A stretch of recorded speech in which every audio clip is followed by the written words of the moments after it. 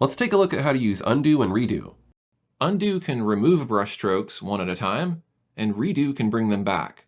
If I start drawing a series of lines emanating from the sun with the smooth pen, I can go to Edit, Undo Brushstroke, and each time I do this, one more brushstroke will be removed until I reach my undo limit. A faster way to undo is to press Ctrl Z on your keyboard.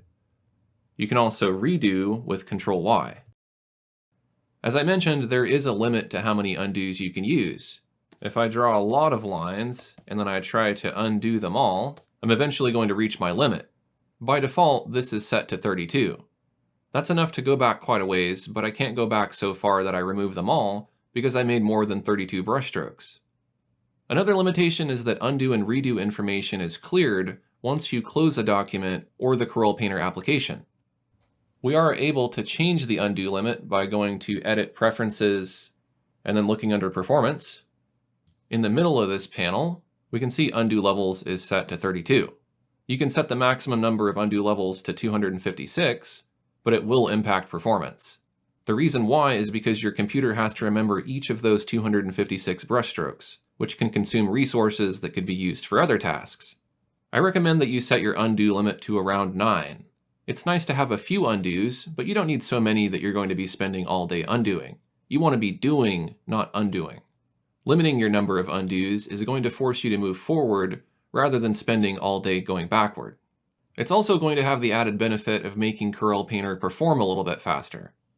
After clicking OK, I'm only able to undo and redo the last 9 brushstrokes I made. Typically, when I use undo, it's to replace brushstrokes that I wasn't happy with. I don't usually draw a large section of an image and then decide to undo it. Instead, I would find it more efficient to just erase, repaint, or correct the part of the image I wasn't happy with, rather than undo and start over.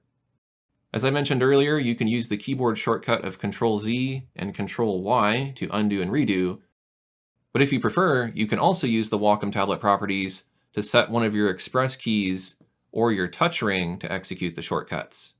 With Corel Painter selected, I'm going to go to Express Keys and then Ring Keys. I will set the left button to Keyboard Undo.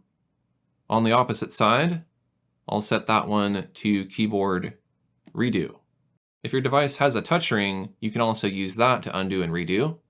The Wacom touch ring can be overly sensitive by default, which can make it difficult to undo and redo with accuracy. You will want to lower the sensitivity of the touch ring to make it usable in Painter. That's about all there is to say about undo.